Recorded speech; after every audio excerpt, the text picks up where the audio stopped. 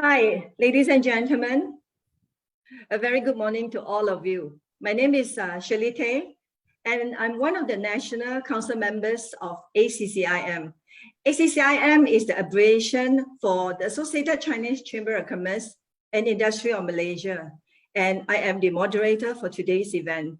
It gives me great pleasure to welcome every one of you to this webinar on Halal certification, prospects and opportunities of World Halal Market. I'm sure everyone is aware that Halal market is huge and it is growing in an unstoppable manner. Many of us would want to take this as a factor really to consider, especially from a business perspective and a business standpoint. Now, looking at today's topic, right, you would know that it is going to be a very informative, beneficial session because our main speaker is someone very qualified, knowledgeable, and he's able to tell you what you ought to know about the Halal market and its future prospect. But before I invite him, we will first begin by inviting someone who is very important and active in ACCIM. He's none other than Yang Berbahagia Dato' Tan Tien Ming, Secretary General of ACCIM, to deliver his opening and welcoming remarks. Dato' Tan, the floor is yours. Thank you, Sherry. A very good morning to all. Welcome to the ACCIM's webinar on Halal certificate, prospects and opportunities of Halal world market. There are an estimated 1.9 billion Muslims in the world today, making up roughly 26% of the global population. This figure tells us that the halal products have great potential in the global market. As the consumption of Muslims worldwide continues to rise, the demand for halal certified products in the non-Muslim market have also gradually increased. The global halal market is expected to grow from 3.1 trillion USD in 2018 to 5 trillion USD by 2030. Closer to home, Malaysia halal market was estimated at 68.4 billion USD in 2018 and will continue to grow to a size of 113.2 billion USD by 2030.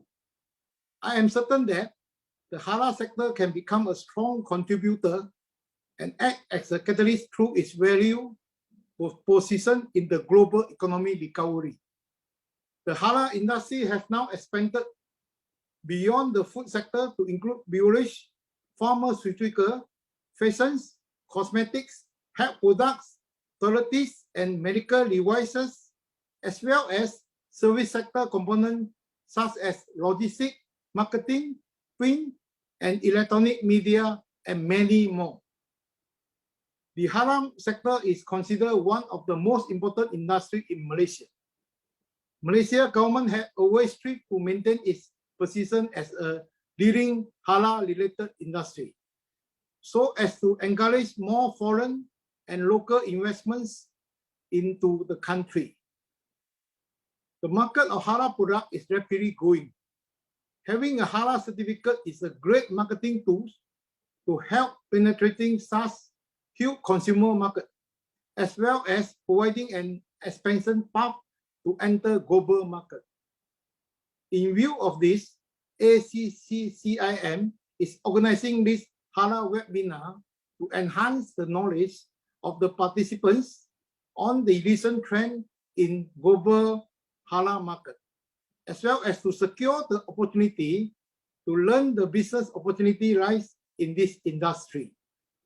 Last but not least, I would like to thank Ustad Muhammad Jabbar for accepting the ACCIM's invitation as our speaker today. Your willingness to share your time and expertise on halal industry will benefit the business community. I wish all participants a fruitful session. Thank you. Thank you, Dr. Tan. Your speech is really insightful. it really concurs with my introduction just now that the halal market is really very significant and is really expanding, isn't it? Dato Tan, trillion is 12 zeros, right? Lots Yes. of number, huge market, isn't it? Yeah. Yeah, Truly appreciate you taking time off from your busy schedule to be with us today. But can I just request that you stay on for a little while? Maybe we could take a group photo with our good guest speaker as well, Ustaz Muhammad Jabbar and Dato Leong. Thank you, Sally. Okay. Yeah, so everyone look at the camera, give a big smile. Our participants are waiting. Okay. So here, 1, 2, 3. Okay, done. Thank you, thank you. Okay, let's begin. Ladies and gentlemen, it is with great pleasure I now introduce our guest speaker, Ustaz Muhammad Jabbar. Ustaz is well known in the industry for halal training and consultancy. He has been collaborating with many entrepreneurs and professionals. Just a while ago, we were having a little chat. He's very enterprising. He's really asking, like, what different categories do we have in our membership? He would really want to help the members to expand and to be able to tap on the opportunity, especially in the foreign market as well. And I would also like to mention that Ustaz himself was appointed as the Naga Pengajar Hala under JAKIM Professional Board since 2018. His scope of professional training covers business categories from all walks of life, Malaysia, as well as the international markets, including Japan, China, I think Vietnam, and the Middle East.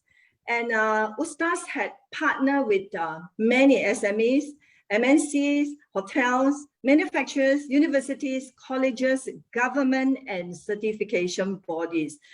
I'm sure you're waiting for him to talk. So without further ado, ladies and gentlemen, I now invite Ustaz Muhammad Jabbar to deliver his presentation on the prospect and opportunities of world halal market. The floor is yours, Ustaz. All right. Thank you so much, Madam Shirley, for the warm welcome, and also thank you so much, Dato, for the speech. Thank you so much. Right. Okay. Good morning and a very warm welcome to all the participants today. My name is Muhammad Jabal bin Abdul Rahim. You can call me Jabal. Okay. All right. Okay. I am representing Surunai Halal Center of Excellence. Before we begin, I would like to record our sincere appreciation to the Association Chinese Chambers of Commerce and Industry of Malaysia for organizing this webinar. We hope to be able to share about the halal opportunities for the global halal market, especially today for ACCIM members. First and foremost, allow me to introduce ourselves. We are from Surunai Halal Center of Excellence, a technology, halal training and consultancy provider based in Malaysia. We are also appointed by JAKIM or Jabatan Kemajuan Islam Malaysia, with offices in South Africa, India, Indonesia, and soon we'll be opening in USA. All right, that's a little bit about us. Okay, and this is, I think, a little bit about me. I think Madam have been covered and introduced about me. It's just a formality for me to share a little bit about myself. My background is on Islamic studies. I graduated from the Al-Azhar University of Egypt.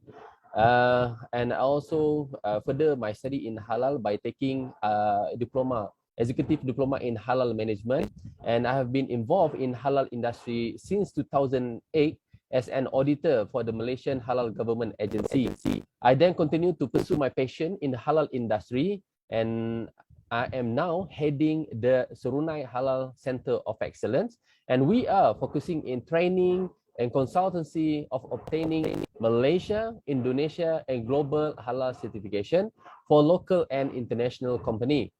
As a technology company, we develop various systems and have now developed a digital halal ecosystem.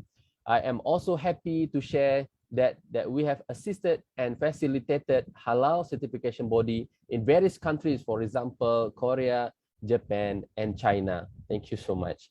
All right. And this is basically that topic that we're going to cover.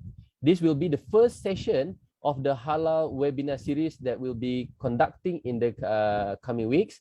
This program aims to enrich participants with exposure, elevate participant knowledge in understanding the general requirement in understanding, and then the halal concept, and to comply with the basic requirements for Malaysia halal certification.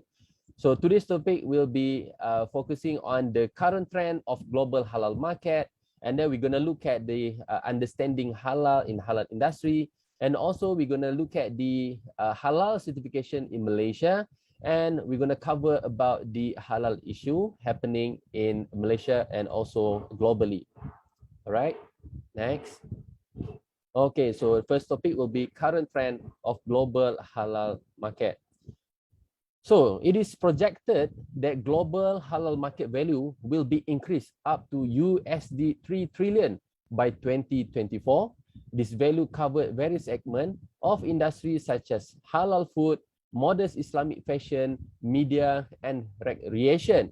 And the number increased significantly as the number of Muslim population increased from year to year. So as you can see here, we have halal food, modest fashion, media and recreation, Muslim-friendly travel, pharmaceutical, cosmetic, and Islamic finance. Yeah, all right.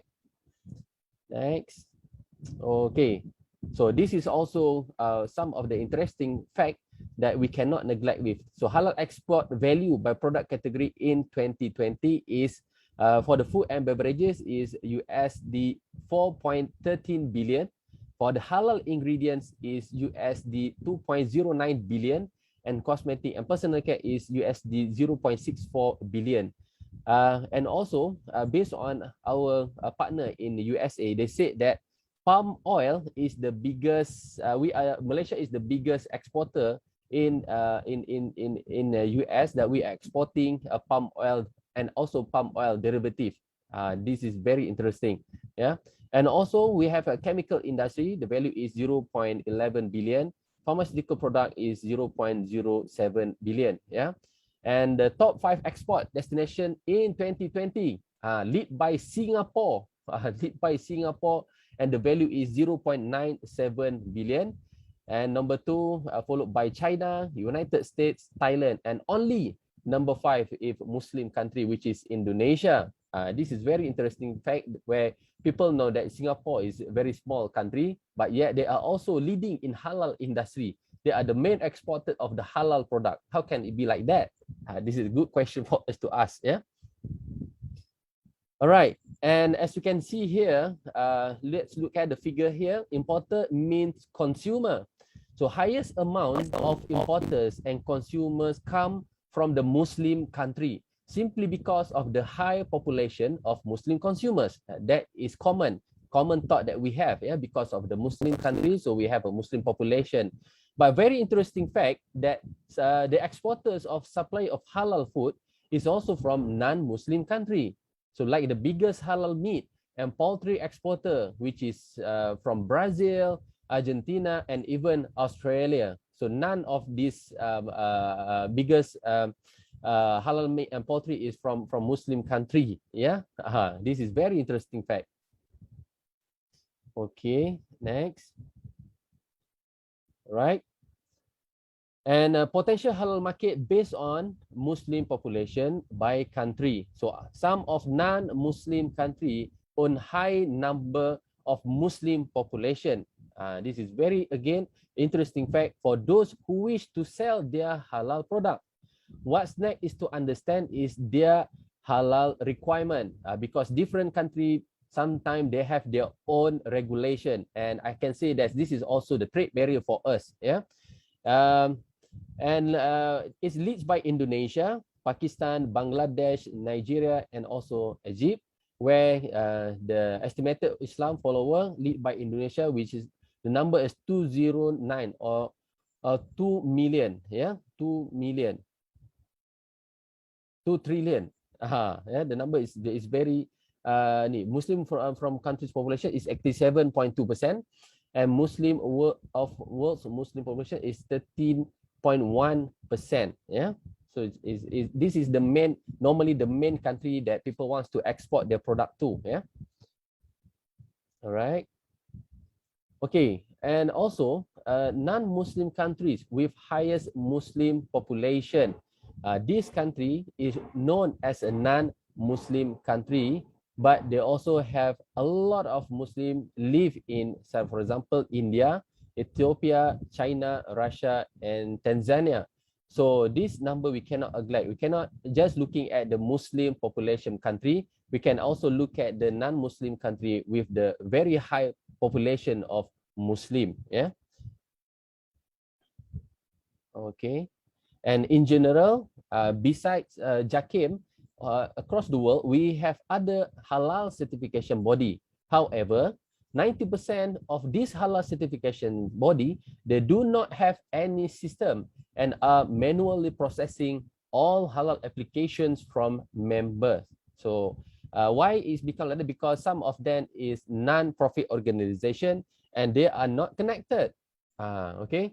But we have Malaysia recognized 84 worldwide certification bodies from 46 countries, such as we recognize Majlis Ulama Singapore from Singapore, where they also recognize 75 foreign halal certification body from 38 countries, including Malaysia. And also our neighbor, Majlis Ulama Indonesia or LPPOM Indonesia, recognize about 45 foreign halal certification body, including 27 countries. And we also have ESMA. So ESMA is also one of the prominent name in the Middle East, where they also put an example. Any country or any product wants to enter UAE, they have to be halal certified or they have to be recognized by ESMA. However, Malaysia and ESMA, we don't have mutual understanding. They don't recognize JAKIM and JAKIM don't recognize ESMA. This is something that become a trade barrier for us. I think it's also similar to Indonesia, where any business owner, they want to export from Malaysia, they want to export their product from Malaysia to Indonesia, they also need to be halal certified by Indonesia. That is their requirement. So the issue is company or business owner, they need to apply for double certification. But we have the solution. We can suggest something for you. Yeah. All right. Okay. So this is the logo, some of the logo from the 84 worldwide certification bodies. Consists of 46 countries. So where you can get the list is you need to log on to www.halal.gov.my. Again, www.halal.gov.my. So you can download for free the list of the halal certification body recognized by JAKIM, or you can also have it from our apps, our own apps called Verify Halal, VERIFY HALAL, Verify Halal. You can get it for free and a lot of benefit you can get from the apps itself. Yeah. All right. Okay. So this is basically the countries with halal regulation. Yeah. So some countries, they require other trade regulation, such as seafood. Yeah. Some country they regulate for seafood product, they require HACCP or HACCP certificate. But halal is not requirement. Yeah. But for Malaysia, for example, we require cosmetic registration with National Pharmaceutical Regulatory Agency. But halal is not also a requirement. Yeah, it's not compulsory. But having NPRA certificate for cosmetic product is compulsory. Yeah, and some of the example, UAE is not recognized by Malaysian certification. It's not recognized by JAKIM. Yet they require their certification include Indonesia. Yeah, so for example, any business owner, they want to bring their product to Indonesia, to UAE, they have to apply for Indonesia halal certification. Where else, if you want to enter to Singapore, you have no problem, just use Malaysia halal certification. Yeah. All right. Okay. So this is going to be the trade barrier for the business owner. Yeah. So every country has different requirement for halal, and there is number one best suitable halal certification body for all. There is no best suitable halal certification body for all. This is common question from business owner. They always ask, what is the best halal certification logo that we should have? The answer is there is no number one the best. Yeah, you need to look at your priority. You need to look at your business direction. You need to look at which country you want to penetrate your product. That is going to be your solution. Yeah. So it is important to understand requirement of halal for every country. Otherwise, it will be challenge for you. So obtain halal certificate from halal certification body which have been accredited by ISO 70065. So this is some type of the halal certification body. Some of them is already accredited by the ISO 70065. So this is now become a common practice from all halal certification body. For example, Pakistan, they said if you, Malaysia, you want to be recognized by us, you need to be accredited by 70065.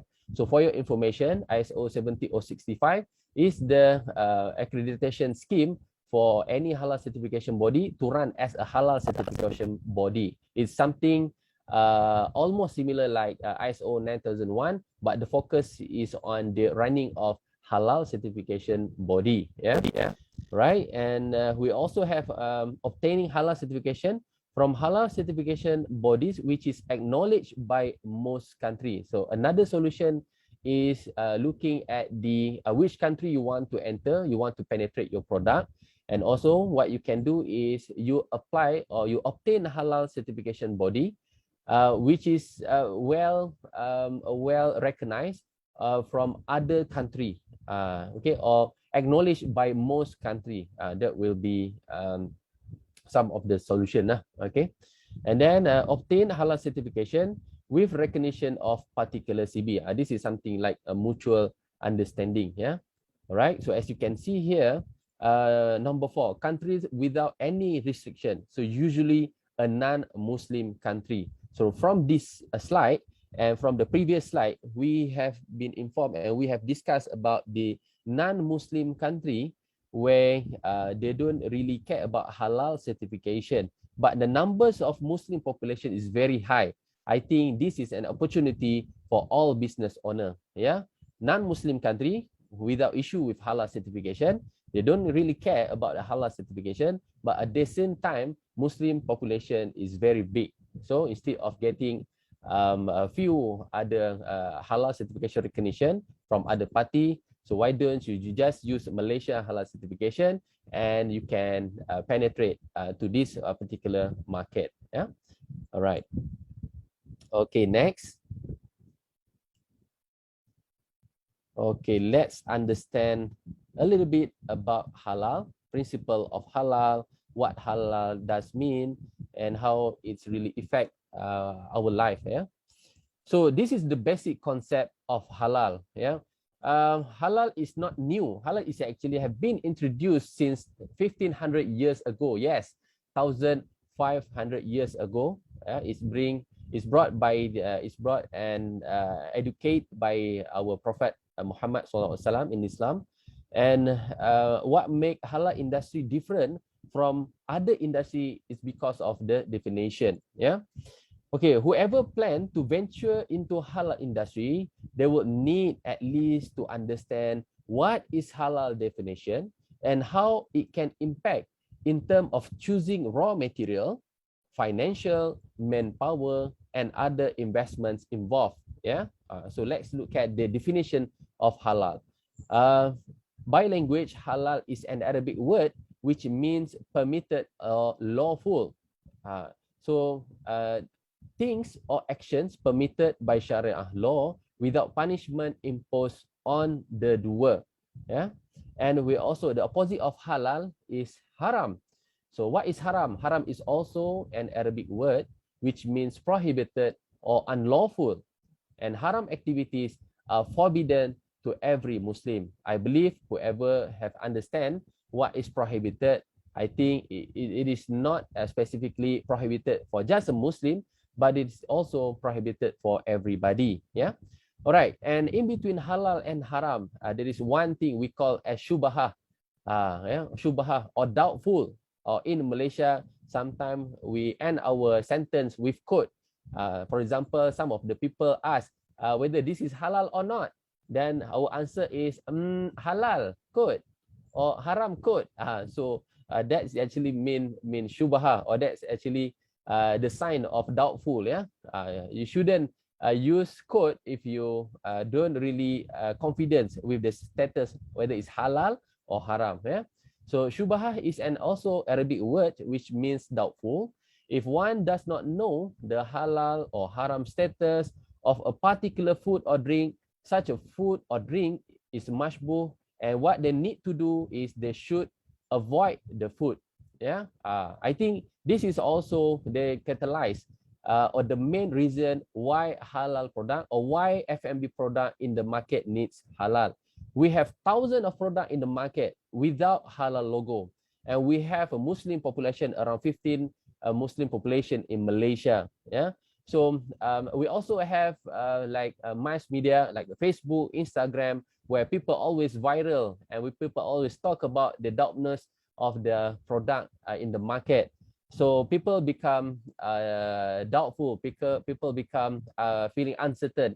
So the solution for them is by having trusted halal logo. The solution for business owner and as well as the solution for buyer or consumer is buying halal product with trusted halal logo. Yeah.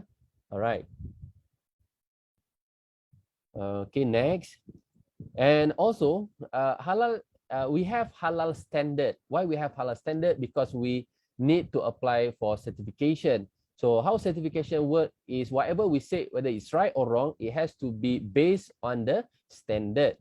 So definition of halal based on Malaysian standard, according to Malaysia halal standard, is any food or products that A, neither is nor consists of or contains any part or matter of an animal that is prohibited by Sharia law for a Muslim to consume, or that has not been slaughtered in accordance with Sharia law.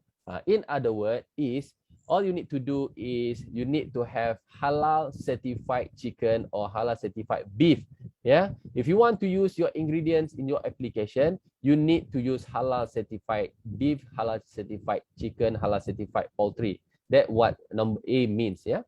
B, does not contain anything which is impure according to Islamic law. So the term that we normally use referring to Islamic law is najis, impure, equal to najis. Yeah, but it is more than nila. It is more than stool. Yeah, it's more than that. Yeah. So normally what we explain is we will classify, we will categorize, or we will explain definition of najis to the applicant to avoid them from using najis ingredients. Yeah. And then C, does not intoxicate according to Islamic law. This is also referring to alcoholic beverages, liquor, or even cooking wine. Yeah. And then D, has not in the course of preparing, processing, or storing been in contact with mixed or in close proximity to any food that fails to satisfy paragraph A and B. So if we look at the A, B, C, it is mainly focused on the ingredients and also source of the raw material. But something that we have to bear in mind, it is not just raw materials. Yeah, it is also include your equipment and how you process it. Sometimes our ingredients is halal.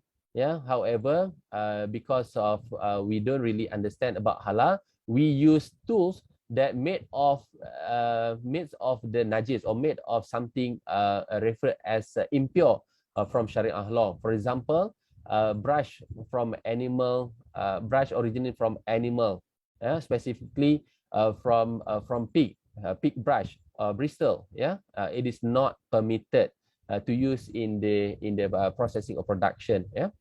All right. And then does not contain any part of a human being or its yield which are not allowed by Sharia law. Yeah. I think this is also the main reason why we need to wear PPE. Yeah. To avoid a cross contamination from human being. Yeah. By using proper PPE, yeah, all the hair, all the possible of contamination from human being will be can be avoided. Yeah. All right. And also anything considered as poisonous or hazardous or harmful to human being, to our health, is also considered as non-halal. Yeah. For example, we have chicken, we have fish. Chicken and fish commonly known as halal. However, due to lack of storing or proper arrangement, yeah, storing in inadequate or improper temperature, the ingredient itself spoiled. Yeah. So it become poisonous. It's become poisonous to human being. It become harmful to human being, to us. So what we need to do is we have to take it out. We have to ensure that these such ingredients, because due to less management, due to lack of the management in terms of temperature, it can cause food poisoning. Yeah. All right. Or using of ingredients such as acid boric in production of noodles is also being boycott from Food Act, but is also not permitted in terms of halal. Yeah, simply because it's harmful, right? And then also has not been prepared, processed, or manufactured using any instrument that is contaminated with impure according to Sharia law. For example, sometimes people use used equipment because new equipment is so expensive, so they bought over used equipment. So yeah, it's permitted, no problem. However, you have to ensure that your equipment is free from previous contamination. For example, some of the equipment have been involved in pig production, yeah, or pig ingredients or pig raw materials. So because of that, business owner need to perform special cleaning. Then you need to ensure it is clean and well sanitized. Then only you are permitted to use in your production. Yeah. All right. Next. Oh, so this is the universal objective of halal. Yeah. So this is why halal is introduced, simply because for the sake of a human being. Yeah. So number one, the preservation of ad-din, or the preservation of belief. This simply means as safeguarding the religion by complying to the principles of Islam and protecting it from obliteration, which is vital for establishing and maintaining good spirituality and belief in halal and practice halal as a way of life. Halal has been introduced since 1500 years ago, 1500 years ago, and it's never changed until now and until end of the day. Yeah. All right. Number two, the main objective of having halal in terms of preserving life. Yeah. It refers to any lawful action which is permissible to do as a means of sustenance. For example, food, shelter, marriage, and others. It is also to avoid harms on human soul, which is protected through a set of divine law to overcome problems such as adultery, killing, theft, and others. So, for example, we talk about halal and halal food, simply promoting healthy diet and avoid harmful sources. Yeah. All right. Number three, for protection or preservation of mind. It is referred to the protection of mind and human's intellect from any element that could diminish mental and intellectual ability. This includes intoxication substance and effect that could ruin the mental and think ability. This is one of the reasons why alcoholic beverages is prohibited. Yeah. And finally, the protection of property. Yeah, this is something that is very important for human being. It is very essential. Yeah. So, because of that, Islam encourage Muslim to earn lawful earnings and prohibits income from illegal sources such as gambling, bribery, stealing, and anything that involve riba or usury, or in other words, non-compliance banking. As such, protection of property or wealth is associated with economic activities that include Islamic finance. And the last one, the last one is preservation of lineage. So which also Islam has determined specific regulation for protecting men's and women's dignity and preventing confusion of heredity through marriage. Thus, protection of an-naslu, or protection of lineage, is important to create a harmonious society. Yeah, so this is universal objective of halal. As we mentioned earlier, halal is not just about food and beverages. Halal is about things and action. Whatever we do is reflects halal. Whatever we do, it needs to be based on halal or is originally sourced from the Sharia law. Yeah. All right. So for introduction, halal comes together with toyiban. It's not just halal, but you need also to put together or associate with toyiban. Halal was stated in Sharia law, and the Quran states that eat of what is on earth. Okay, this is the instruction from Allah, from God. Eat of what is on earth, lawful and good. So this verse implies that humanity is expected to eat, use, and act in accordance with what is not only permissible, but also good, pure, or wholesome. So the verse expresses the godly commandment using two important words, namely halalan, tayyiban, halal and tayyib. So what is halal? Halal is permitted or lawful, and tayyiban mean wholesome. Yeah. Right. It is common in the halal market for people to use the terms halal and halal tayyiban interchangeably, due to a perception that whatever is halal is also halal tayyiban, which is so wrong. Yeah, without tayyiban there is no halal. Without halal there is no tayyiban. It's similar to example that I put earlier. Chicken meat might be halal, but because of lack management, because of you don't know how to store properly, the chicken is spoiled. Yeah. So because of that, there is no tayyiban in the chicken. So automatically halal will also vanish from the definition of halal and tayyiban. All right. So the two terms carry two different meanings. The former implies compliance with fundamental Sharia parameter, while the latter, tayyiban, goes beyond those fundamentals to invoke enhanced features that make something good, pure, and wholesome. For example, junk food, okay, chickadees, we call message chickadees, or a snack, yeah. So some of the people ask why a particular brand, this particular brand can get halal cert. Why some of the soft drink is referred as a halal product. But at the same time, we also know that this kind of product is not good for health.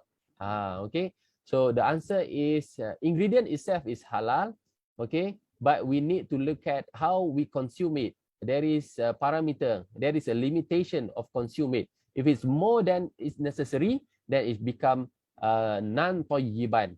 Yeah, it's become non-tayyiban. The ingredient itself might be halal, but the way you use it may cause a non-tayyiban effect. Yeah, same goes to like sugar. Sugar is all halal certified. Sugar is halal certified because we know sugar are made of sugar cane, which is plant-based product. So plant-based product is halal. However, usage of a lot of sugar can cause you non-tayyiban effect. Yeah, a non-tayyiban effect, which is something like diabetic, high blood pressure, and so on. Yeah. Okay, so that is the definition of halal and tayyiban. Okay, so the concept need to be imposed in our practice. Yeah, it's not just halal ingredients, but it also is include other practice. In other words, it's very similar with GMP or HACCP or even FSMS, Food Safety Management System. Yeah, so whoever can obtain GMP, HACCP or MESTI in Malaysia, they can easily venture into halal. Okay, so let's talk about it.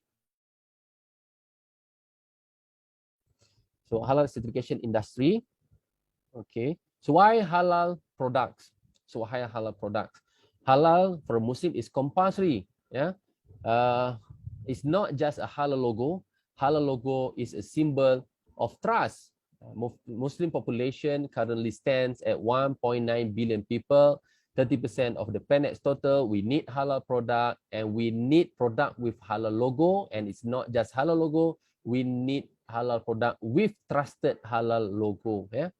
So halal certification can benefit our business by indicating to Muslim and non-Muslim consumers that our product meets the highest quality standard, which is halal. And navigating a modern grocery store can be overwhelming for shopper, especially when they are trying to analyze the ingredients. For example, for common or normal people, for normal Muslim, sometimes we want to buy something without halal logo, but we still craving for it. We still want to have it. For example, some of the chocolate brand, yeah, it's a very well known because of the taste. So some of the Muslims tend to buy it even though the product there is no halal logo available for the product. So what we do normally is we look at the ingredients. We try to find non-critical ingredients, and if there is non-ingredient in the ingredient list, so what we're gonna do is we may buy the product. But however, that is not the best solution. So what's going to happen next is halal logo will be the easiest process or the best solution, yeah, because common people, they don't really understand what ingredient made of, what is the source of the ingredients. For example, gelatin. We have been told, Muslims have been told, gelatin, emulsifier, or in numbers are made of the haram substance, which is partially true and partially is not true. Yeah, so people become doubtful. End of the day, they will leave the product due to doubtful and feel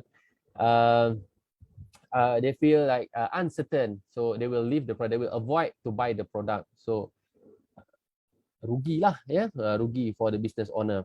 So in many non-Muslim countries like US, France, Japan, Korea, and etc., halal products are being purchased by non-Muslim as well, as it is regarded as high quality product. Yeah. And also this is the halal stakeholder.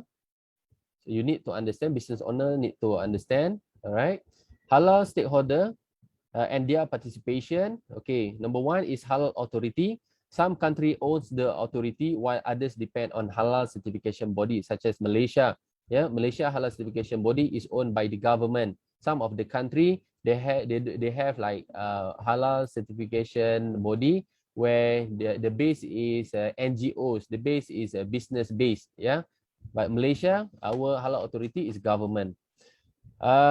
So the task of Halal Authority is to control and monitoring of halal regulation, halal certification issuance, assist in developing, boosting halal industry. Followed with halal industry. So industry, we are the industry. So what we're going to do is we look at the opportunity and we produce our product to cater the market demand.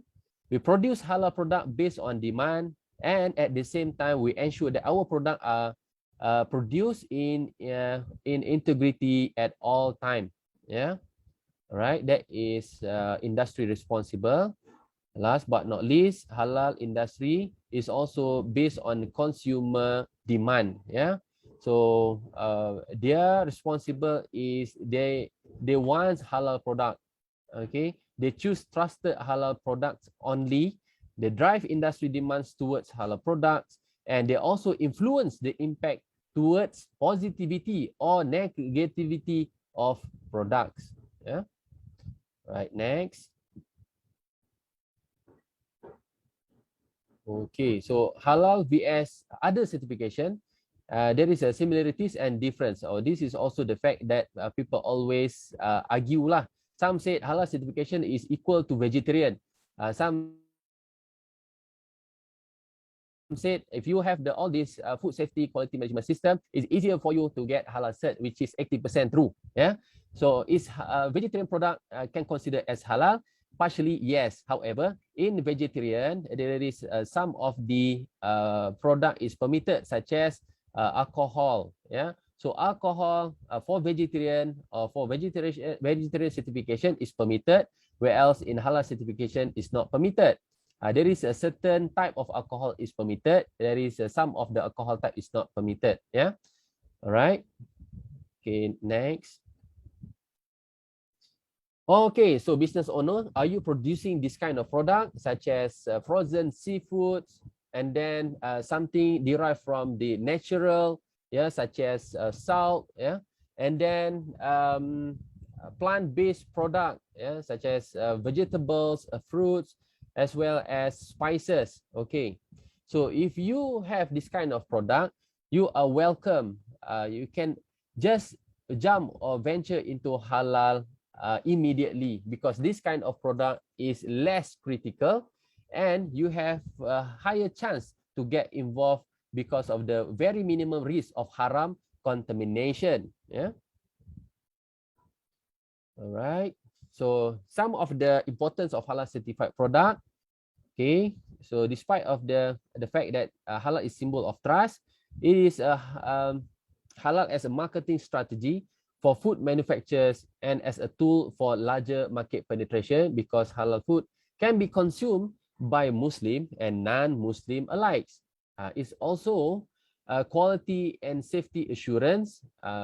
For example, in Malaysia, if you don't implement MESTI or GMP, you cannot have halal cert. Yeah, if you don't certify, for example, if you have cosmetic product, if you don't have NPRA from the authority, if you don't have the notification, you will not get certified. Yeah, right. So it's also include Toyiban aspect or safety and quality elements. Yeah.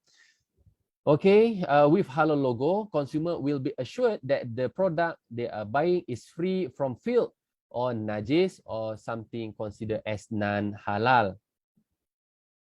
Right. Next. Okay, this is a type of the industry or market segments in halal. That is why I asked Madam, do you have like specific data referring to your members? Because this is the segments of halal that members of ACCIM can involve with. Yeah. For the number one, we have halal certification. Anyone involved in food ingredients and raw materials, all type of packaged food and beverages, agricultural products and seafood, herbal food, baby food, healthy food, flavor and fragrances, food services, restaurants, cafe, fast food, catering, or even food truck. Yeah, and then meat and poultry, and then abattoirs and slaughterhouses, and then cosmetic, personal care, consumer goods, pharmaceuticals, nutraceuticals, animals and poultry feeds, leather products such as apparel and accessories, packaging and processing materials, equipments, herbal, Ayurvedic, homeopathic, medical devices, and the list will never end. Yeah, and also some of the services can be also involved or associated with halal is hospitality and tourism, medical tourism and healthcare, logistic services, halal trading, such as importers, exporters, wholesaler, distributors, retailers, supermarkets, hypermarkets, as well as ports. Yeah, ports is actually also involved in logistic. Yeah, it's part of the logistic. Yeah. All right. So in other words, this is the halal toiban or halal certification definition. So the requirement is you need to have halal product or halal ingredients or halal raw material. For critical ingredients or critical raw material, you need to have proof that the ingredient is halal. So what is the proof of halal ingredients? The proof of halal ingredients can be halal certification from a recognized halal certification body. Number two, you can prove your product by showing product specification, ingredient breakdowns, or even MSDS. Provided this kind of product is less critical. It is made of plant-based. Yeah. And then your product is also made in toiban condition. Or in other words, you need to have like GMP practice. You need to implement GMP practice in your premise. Yeah. That's why I said whoever have been certified GMP, they are actually 80% halal certified. So all you need to do is look at the requirement of the ingredients. Then you can be halal certified and easier for you.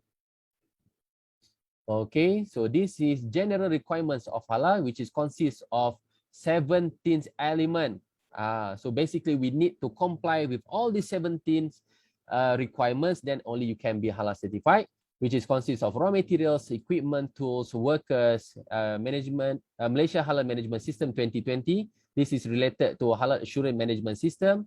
And then they also have requirement related to your product, menu and services, labeling and packaging, cleaning and sanitation, documentation and records, process, transportation, facilities, worship elements, storing, premise, training, OEM, and also elements of compliance to regulation. We don't have much time for today, but for those very interested or for those who plan to have halal certification, we will conduct different training, different session to to cover requirement, specifically requirement for each of the elements. Yeah. All right. So this is a list of documentation for application. Applicants need to have a company profile and registration of company SSM, premise license from the local authority, and then annual financial statement, and then appointment letter of Muslim Malaysian workers. And then you need to have a list of product menu, list of raw materials, and then supporting documents of raw materials, and then product label graphic, premise plan layout, premise location map, as well as My eHalal online application copy. Yeah. Okay, and this is the application flow. Yeah, application flow of Malaysia Halal certification. Start with applicant need to fill the form, online form, and then you need to submit. So within 24 hours, you can get your own ID and password. Once completed, fulfilling all the information needed by My eHalal online application, you need to submit. So within 5 working days, you need to submit a hard copy of supporting document. Otherwise, your application will be rejected. And then JAKIM's officer or Jabatan Agama Islam Negeri officer will review your application. And if it's okay, they will pursue to the next stage, which is they will issue charges later, and then for you to make a payment, then only they will come for audit. So before that, if your application is not succeed, your application will be rejected, or if you are lucky enough, they will call you and ask you to make a rectification. Yeah. All right. And then they will schedule for audit. Then they will perform on-site audit. And again, there is a possibility that your application will be rejected. What we need to do is we have to avoid from doing mistake or doing offenses. Like there is a 3 type of offenses. You need to avoid from doing major and serious offense. Sometimes, if you still committing minor offenses, they will forgive you. They will give you some time to do rectification. Then after that, we can resubmit our application. Then we will process again. Yeah. All right. So then we will submit our application. Sorry, they will submit your report to Malaysia Halal Certification Panel. And then if everything is okay, you will be rewarded with a halal certification for 2 years. For 2 years and 3 months before expired, you need to do renewal application. So how long it takes to get halal cert? Exclude your preparation, it may be 60 days to 90 days. Again, 60 days to 90 days. But due to COVID, they have a lot of backlog. They are actually struggling to settle down all the backlog. Based on the information we received from Jabatan Agama Islam Negeri, they have like 400 company to audit in a month. Yeah, just imagine. All right. Okay. So this is some of the fee. And for your information, Malaysia is the cheapest certification fee in the world. Other country like Indonesia, ESMA, UAE, India, or United States, they charge per products or per SKU. Where else in Malaysia, we charge per application, very cheap. Yeah. All right. some of the halal issues number one is related regarding definition. So some of the business owner, they use word indirectly, which is their main intention is to attract Muslim consumer. However, the use of the definition is not cover the whole entire of halal definition. Yeah. But at the same time, what gonna happen is they create confuse. Yeah, they create confuse to the consumer. And then we also have fake halal logo in the market. Recently, we have issue with meat and poultry product in the market where they say it's halal, but actually it's not halal. They put a logo by themselves. They create their own logo. Yeah. All right. And also in the market, there is a lot of doubtful ingredients such as additive. Yeah. For example, the most popular one is E471 or emulsifier. So emulsifier or E471 could be derived from animal or could be derived from plants. So is it from plants? It can be considered as halal. If it's from animal, it needs to look at the halal certification of the animal. So that's the solution. Yeah. All right, and these doubtful ingredients have been used in a lot of products, yeah, soft drinks, what else, sweets, biscuits, and many more. Okay, and also unintentionally, sometimes the producer, they are using non-halal ingredients without they are aware it is actually non-halal, yeah. So these kind of things you need to be avoid. And it is not permitted to use in the halal production, or even if you have it in it is also not permitted to have it even though it is not involved in production. For example, workers cannot simply bring their non-halal bekal, yeah, or non-halal tapau from rumah, yeah. They need to ensure, for example, the product, the bekal itself is halal lah, yeah. That is the policy. Okay, some of the issue, ayam or poultry with improper slaughtering process, yeah. And also some of the main issue is ingredients or product without any GMP implementation. As you can see here, this kind of the ingredients like udang kering, yeah, dried shrimp or ikan kering, dried fish is originally, or it is can be considered as halal because it is made of seafood. So all the people know seafood is halal. However, look at how they produce. They don't have any GMP implementation. They don't have GMP facilities. Yeah. So it is not permitted. Same goes to kilang rempah. And this is some of the sample lah. Okay. All right. So one of the solution for the consumer, and I think this is a good news also for the business owner. Once you are halal certified, your company name, your product will be listed in our own verified halal. So consumer can scan barcode and QR code of halal certified products and premises wherever they are and whenever they want. Yeah. So what can also you do is you can tag your product that it is sell it here and found it here tagging. For example, you have like you have your products in Mydins or Lotus or Giant. So you want to let people know that your product is available here. You can use features sell it here and found it here tagging. Yeah. And also we have feature like brand owner statistic of product performance. It also supports multiple languages. We have Islamic section feature, latest news from certification bodies globally. We have verified halal weekly code and global halal community support responding to queries from VH users globally. If you have any question, any complaint, you can just email to us. You can just type to us, and then we will entertain. We will try to assist you. Yeah. So our apps is connected to 12 certification body, consists of 50,000 companies with 2.2 million SKUs.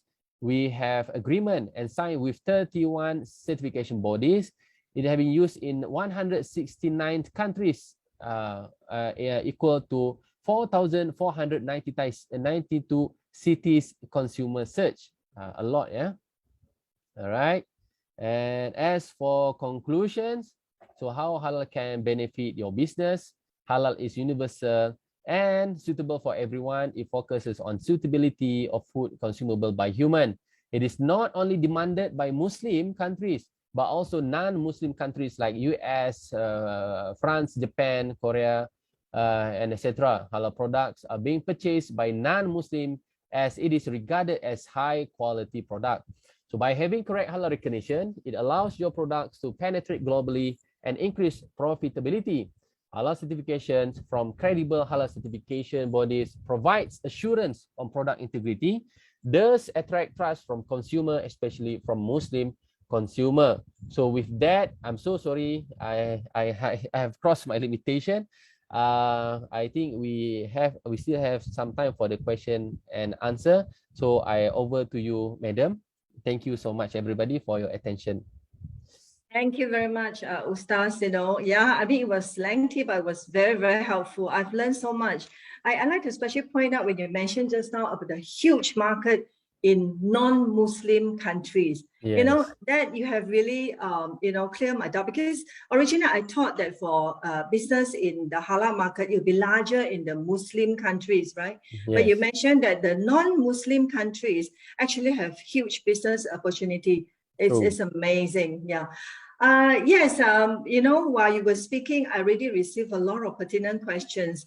If you don't mind, it's probably going to take you about maybe half an hour. So, okay, let's get started. The very first one, I think, is quite easy. Say that, may I know how long is the valid period for halal certification, Ustaz? 2 years. 2 years. 2 years, is it? Yeah, yes. For the Okay. slaughterhouse, only 1 year. Because slaughterhouse is a very critical category.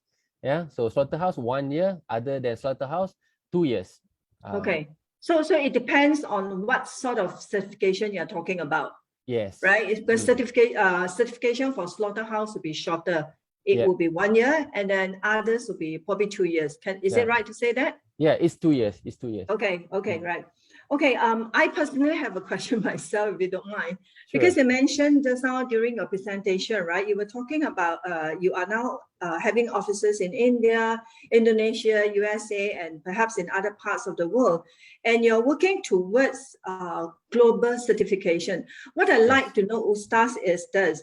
When you talk about global halal certification, in my opinion, it's very important because if I may quote an example, right, a license, let's say from Infanka in US, to us, it's like business people like us, we want to know, will there be like a future kind of advancement to a uniform kind of halal certification, rather than every time we need to go to different countries and apply the halal certification in their country. What do you think about the future prospect in this regards? Yeah, all right. Thank you so much.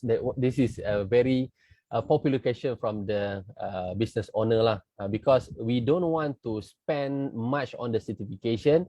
No, every country we want to penetrate, we have to apply the certification. So this also have been discussed by the different certification body from different country, and suggestion from the business owner is to have one logo where unite all the requirements, right? So, however, it have been discussed. It have been proposed to SMIC. SMIC, SMIIC. SMIC is where all this OIC country they discuss about this, and I think they're still in the stage of discuss. We still don't have any, I think, concrete solution for that. For the time being, that is one of the intention why we have a different office in different country. We want to bridge you to this country with proper halal knowledge. That is number one. Number two, we are also promoting Malaysia halal from this country. For example, US. Okay, we promoting halal product from US to Malaysia. Okay. Number three, we are also helping halal product in USA to be halal certified by their local authority, and they can bring their product to our partner countries. For example, like I told you earlier, we have office in Indonesia, and then Indonesia said, okay, we want to have our requirement is to have halal logo for any product. So we will consult halal product from US to get Indonesia certification, then they can bring to Indonesia.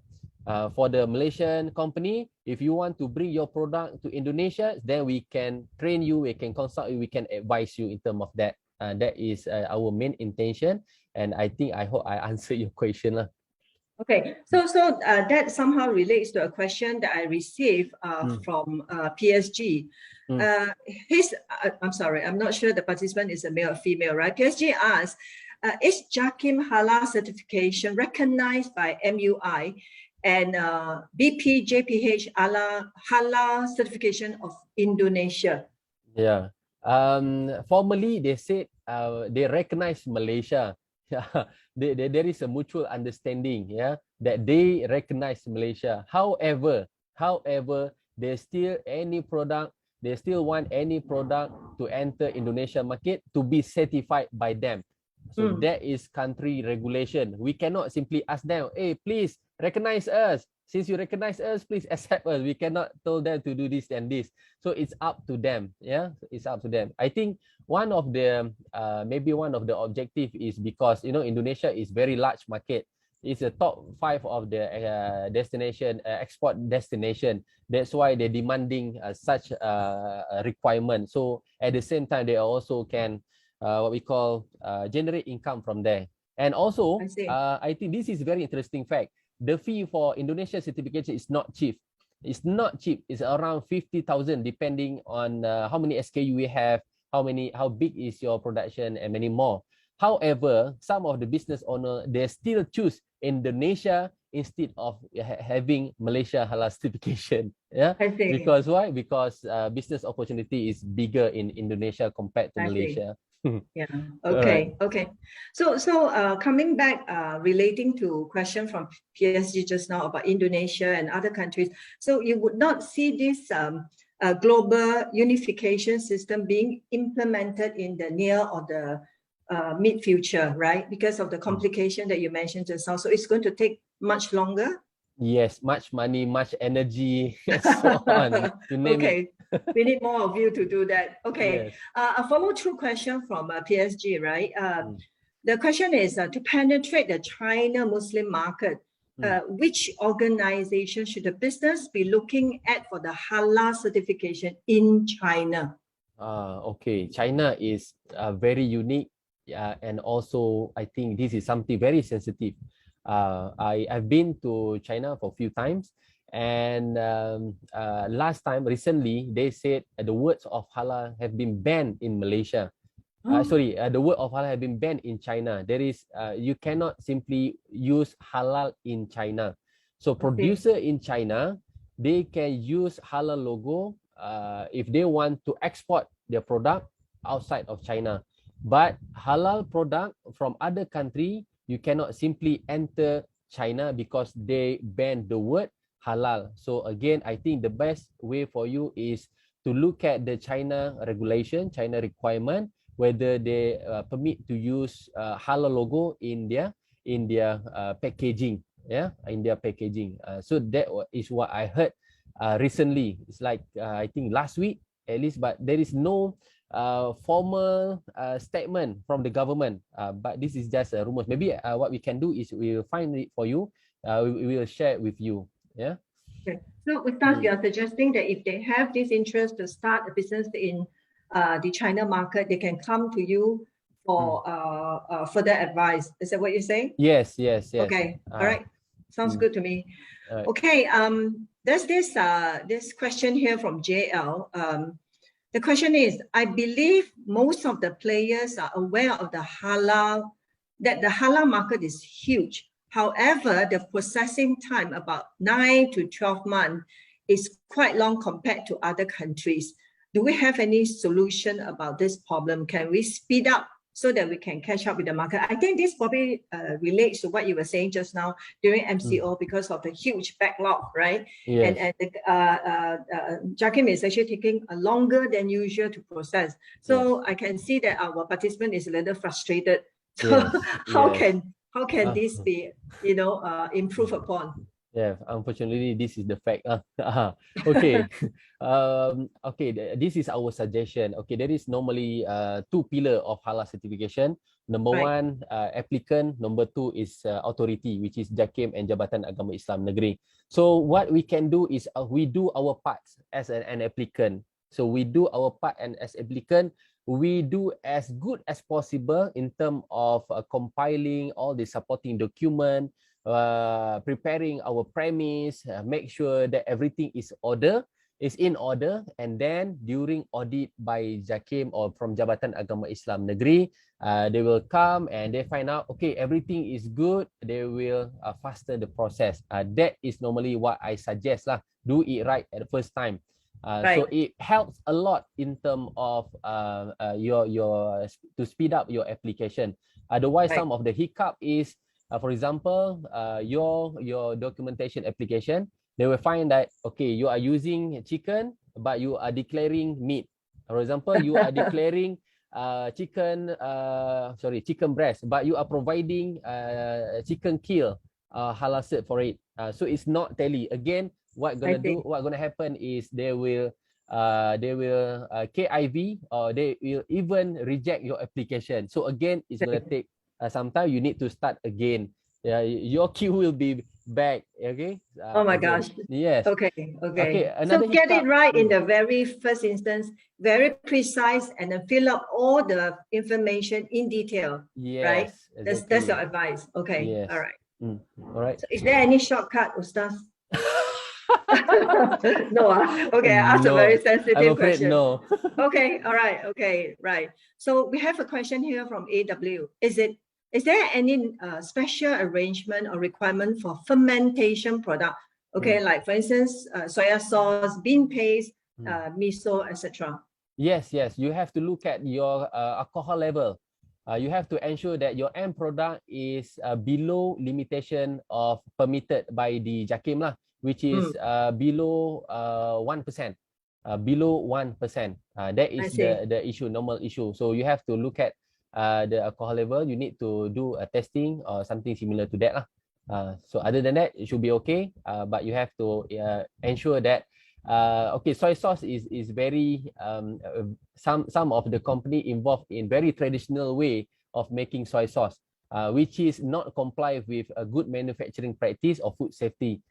So you have to ensure that your production line, your premise is in line with JMP or food safety requirement. Other than that, soy sauce is non-critical, is plant-based, but you have to look at the alcohol level. That's all. Okay. All right.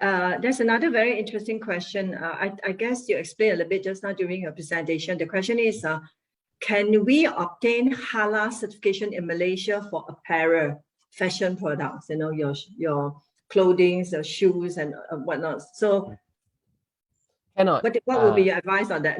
No, cannot. Okay, in Malaysia, I think what I meant with the presentation is this is kind of the what we call halal business, not necessarily to be halal certified. It's just halal business, but it is not eligible to be halal certified. So of course, apparel is something related with Muslim practice lah. Yeah. Because we have type of shoes made of leather. We have type of clothes made of leather. So for a Muslim, they need to ensure that leather that they're using is free from pig skin. Yeah. So it's type of halal business as well. I see. Okay. Interesting. Okay. And maybe one more thing. Maybe one more example. Animal feed or cat feed, kan? Makanan haiwan, makanan untuk kucing. It is something that some of the Muslim raise this as an issue. They want their cat to eat only halal food. Which is some of the value, some of the point is valid lah, because they don't want their hand get dirty or contaminated with which is not permitted by Sharia. But again, JAKIM said it's not the time yet, and there is no reference for that. But it's still in the halal, we call halal business that you can enter lah. That's why some of the producer of animal feed, they also put other term instead of halal. They put like suci, like bersih, or suitable for Muslims, something like that. I see. But I think it makes a lot of sense, isn't it? Because since they are your pets, right? If you're talking about kucing, then because they cuddle the cats a lot, so I'm sure the Muslim would want to make sure that the cats actually eat food which are certified as halal. It makes sense to me. Yeah, okay, thank you for that. Okay, there's this question. Maybe I can tweak it a little bit, okay? Because you say that do Indonesian products require Malaysia Halal certification to be sold in Malaysia? So I guess maybe the question here means that if maybe I can quote an example, Indonesian food products, and they want to claim that, you know, this is actually halal. Do they actually need a Malaysia kind of halal certification to be sold in Malaysia then? No need. Malaysia, we are very good. We welcome everybody. Okay, so no As need. long they are recognized by Malaysia, they can just bring Indonesian product to Malaysia. No issue. Okay, okay, that's an amazing answer from you. Okay, I do have a question here, especially relating to a lot of maybe government grants and incentive and support, right? So the question here is that, are there any schemes or facilities that are provided by the government to really encourage companies to comply with halal certification? And if they are, how can we tap into this? Okay. The well-known one is from SME Corp lah. So SME Corp is very well-known with assist what we call entrepreneur to become halal certified. They have like grant or even, if I'm not mistaken, some soft loan lah to assist company to be halal certified. That is the well-known one. Other than that, like bank, there is a various bank who are also now looking at the halal business, where they welcome all these business owner to what we call to make a loan from them and to use their facility, and then use their facility lah to be halal certified. So what we have with this kind of bank is you can also get our assistant, our consultancy by using their facilities. Yeah, for example, we have like Bank Muamalat, and we're also working with UOB, Bank Islam, and other bank. They said it's not just a loan, it's not just a facility, but also you can get help, advice from our consultant, which is Surunai, something like that. Okay. There was a question being asked by the participants in the UTAS because they really want to know more. And then you have actually showed 40 over slides. They're asking whether they can get your slide presentation. And your office has just responded that they can get a copy, correct? Right. Yeah. Yes. Normally we will give it to you. No problem. Okay. Throw is for everyone. Okay. There's a question here. Hopefully it's not too sensitive, Ustaz. Is it harder for a non-Muslim company to apply and obtain approval for halal certification? What are the ways to ease the application progress? I think you answered that just now, right? Make it right the first instance. Make sure you provide all the information. Don't confuse the person who is processing the file. But is it harder for non-Muslim companies to get the halal certification? No, tak lah. No such thing. No such thing. No such thing. No Absolutely not true. No, but this is very interesting fact. Yeah, like I said earlier, 80% of the business owner, 80% of the halal certification holder is from non-Muslim or non-Bumiputra business owner. So it's not from a Muslim. So because why? Simply because we have our own standard. Whoever can comply with the standard, you are eligible to be awarded with halal cert. It's not because you are Malay ke, you are Chinese ke, it's not because of that. It's because how you can operate in accordance to halal standard, how you can fulfill all the requirements. That is important.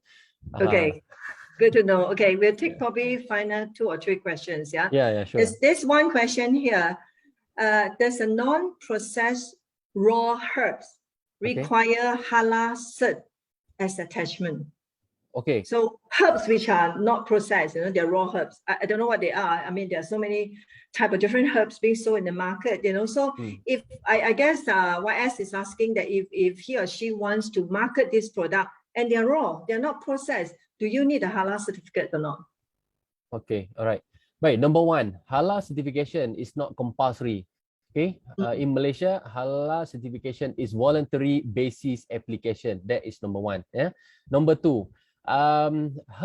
Herbs is considered as non-critical ingredients. non-critical ingredients. Okay, so non-critical ingredients means everybody knows it's halal. Okay, however, if you want to apply your products to be halal certified, you have to ensure that your herbs is not fresh herbs. So what I mean with fresh herbs is you pluck from the farm and then you just want to make it halal. It cannot be like that. It needs to have process.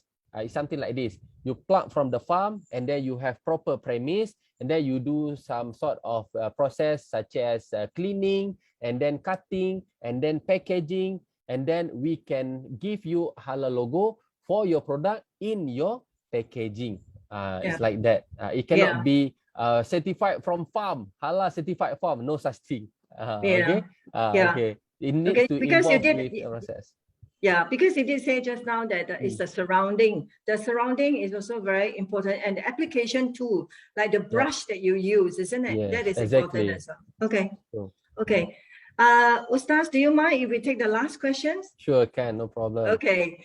The question here is, why is animal-based ingredient considered critical in halal? How do you know that if the ingredient is eligible for halal certification?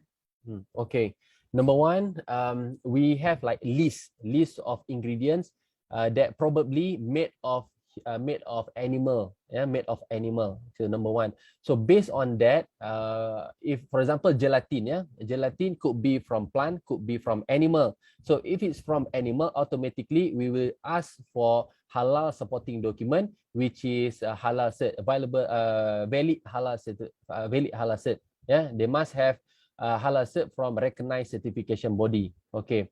Number two, why is considered as critical? Because animal need to be slaughtered according to Sharia law. Because of that, so without halal cert, there is no guarantee that this animal is slaughtered according to Sharia law. And I think I should share this. This is also become a main challenge for the cottage business or kampung business. Okay, they have like a restaurant or warung-warung kecil, they want to be halal certified. I said number one, if you have like very nice rendang or very nice ayam masak merah, but you are using this daging and this ayam from the slaughterhouse which is not certified by JAKIM or Jabatan Agama Islam Negeri, even though it's halal, you cannot apply for it. Even though the slaughterman, you know who is the slaughterman, you know who is the owner of the slaughterhouse, even though the haji is the one slaughter the animal. So because they don't have the halal cert, they still cannot use the ingredient for the application. So because of that, so halal certification is not just about trust. It's also come together with objective system. Yeah, you need to prove everything is haram unless you can prove it halal. So that is the direction of certification. It's not like a daily business or daily practice where some of the Muslim go to this kedai or this warung because I think it's halal. Yeah, because just because you think it's halal, it doesn't mean halal. But approach of certification is different. Everything is haram until you can prove it halal by having proper document, proper halal supporting document. So that is different lah. Yeah, very clear. Thank you very much, Ustaz. That was very helpful, very insightful as well. So, ladies and gentlemen, basically this concludes our Q&A session. And we have also come to the end part of our today's webinar. But if you have any questions, not to worry, because we can later provide an email address that you can post them. And Ustaz and his diligent team have kindly consented to provide the answers accordingly. Now, I would like to really express our appreciation to Dato' Tan Tien Ming, the Secretary General of ACCIM, for his opening and welcoming speech. And a big thank you to you, our guest speaker, Ustaz Muhammad Jabbar, for the very informative and interesting talk, and not forgetting all our participants. We hope you have enjoyed the session. Do tune in our ACCIM news by following us in our Facebook. Tell us how you have benefited so that we can organize more webinars for you in the future. You know, as I speak, the number of infected COVID-19 cases have not stopped. They are still increasing. And the worst is to hear that there is a new variant emerging now. I can't even pronounce the name. Anyway, so please while you're enjoying a little more freedom these days, mask up, comply to SOPs, and take care, everyone. So till we meet again, goodbye. Bye. Thank you so much, everyone. Thank you, Thank Dato' you, Kang. Ustaz. Thank you, Dato' Thank you. Liao.